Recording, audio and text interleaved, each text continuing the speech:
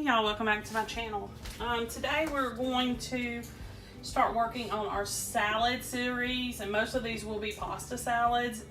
I may throw in regular salad, I haven't decided yet, but I definitely want to start with a pasta salad today. It's called dill pickle pasta salad, and I do not remember if I've ever made one of these, so I decided to go ahead and give it a try today. I went ahead, you're supposed to use rotini. That's usually the best pasta to use for pasta salad. It just does better and overall, but in a pinch you can use elbow macaroni, and that's what I had to do today. I was going to use penne, but then I thought that's not going to be a good idea. So the first thing that you need to do is cook your macaroni or your, whatever pasta you're using. And then we're going to add 1/3 of a cup of pickle juice to it. And basically what this is going to do is it's just going to kind of marinate in here.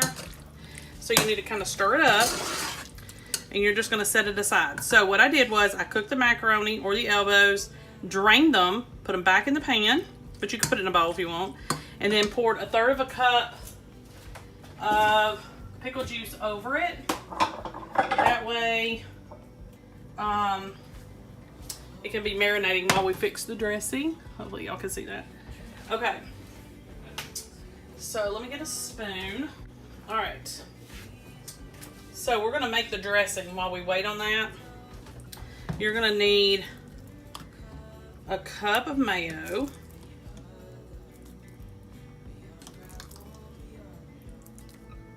hoping I can eyeball this the best I can.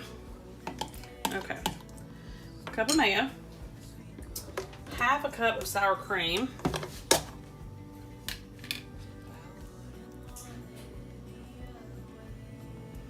okay, another 1/3 of pickle juice, another 1/3 of a cup. So just gonna definitely measure that. I don't want to overdo it on that. All right, let me get my mess up because I made a mess up. Okay, and a tablespoon of dried dill, as soon as I figure out what I did with it. Tablespoon. Okay. Now you can use fresh on that, but you're gonna have to adjust it. So usually for fresh would be 2 tablespoons, for dry it would be 1/2 of that. So whatever that is, but 1/2. And then we need some salt and pepper. About 1/4 of a teaspoon each.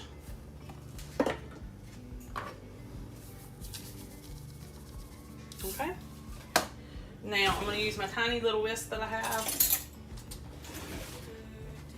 And we're gonna try to mix this together without making a big, huge mess.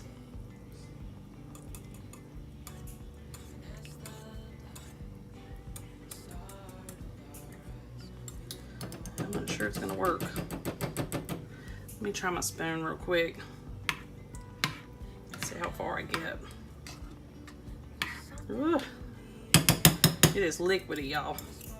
Very liquidy.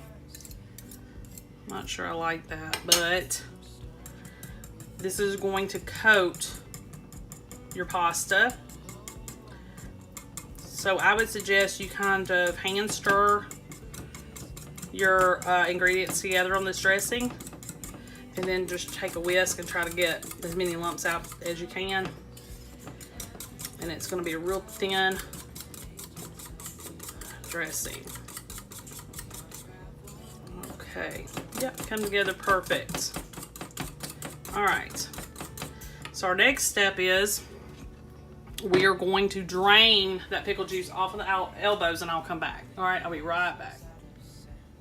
Okay, y'all, so I've got us a big salad bowl, our drained macaroni or any pasta. So you're gonna need a couple of cups of chopped dill pickles, and I picked the little small, what are they called? see if I can do this without making a mess. These dill pickles are the ones I use. Slice them up and then chop them up. They're easier to handle and everything. And I also like the taste of them. They're really good and crunchy, which a lot of Mount Olive pickles aren't, in my opinion. All right, and then you're gonna need an onion, one small onion, chopped as fine as possible. And we'll start that up.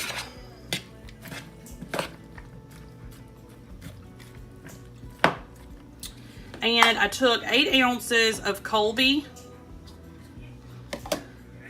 cheese. You could probably use any type you want, but the recipe calls for Colby Jack, and I'm not a huge fan of that. So I just got Colby. And it's not bite-sized squares. It's 8 ounces, so it'll be one of the smaller bricks. And it's like little tiny squares. So smaller than bite size. And then just chop the whole thing up. I'm gonna go ahead and add the dressing because it is supposed to thicken. And it's gonna be harder to get it to combine, I guess you can say, if we wait. So I'm gonna refrigerate this for a little while, but we're gonna be eating here in a little while, so I don't wanna refrigerate it too long. We're probably gonna eat in a couple hours. So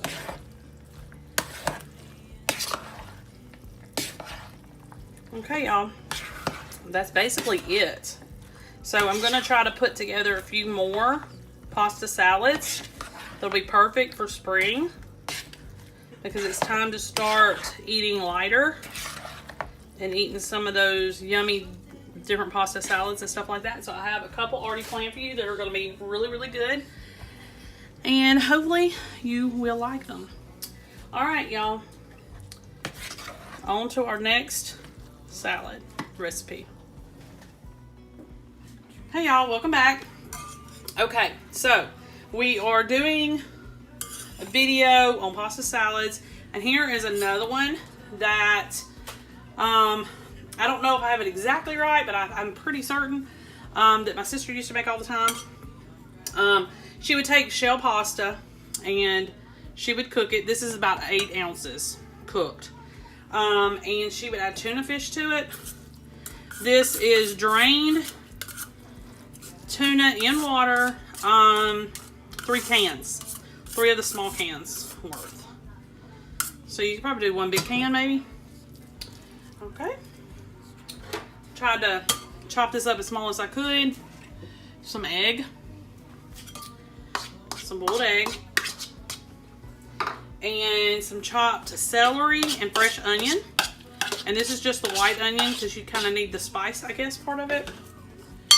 She never put sweet onion in it. You could. But now she also put sweet relish, and I'm going to put dill. But that's basically the gist of the recipe right there. Let me get a spoon for the rest of the ingredients. Alright, I'm going to put some dill relish in it. See if I can get it out.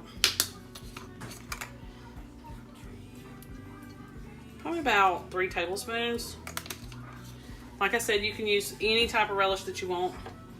I'm going to put a little bit of dill weed in this.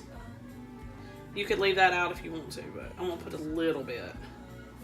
Probably about 1/4 teaspoon. And I'll taste it and see if maybe I need just a tad more. Some kosher salt. And I may end up having to add more.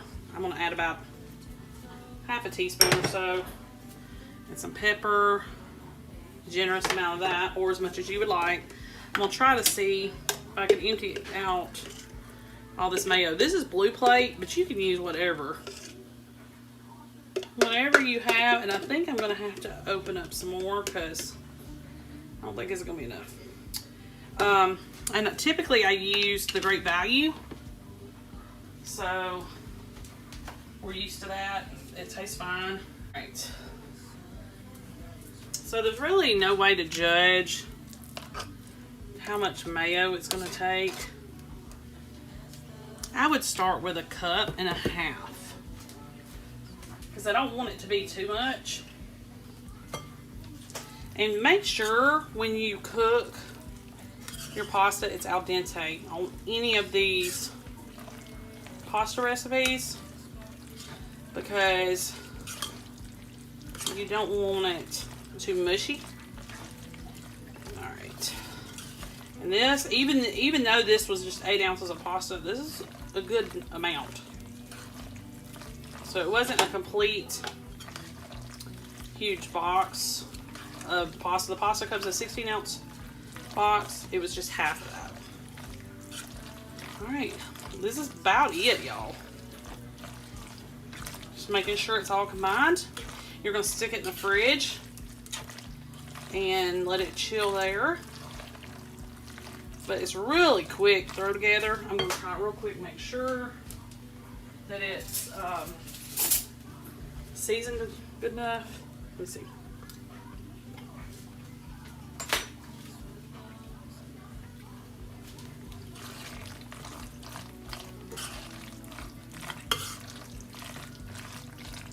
All right, I'm gonna put a little bit more pepper, and a little bit more kosher salt, and a little bit more of this dill weed.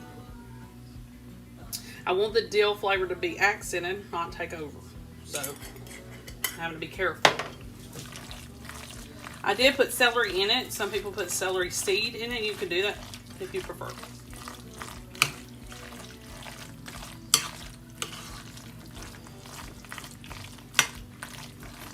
Okay, y'all. So that's it for this one. Really, really quick throw together. It's perfect for the summer or the spring.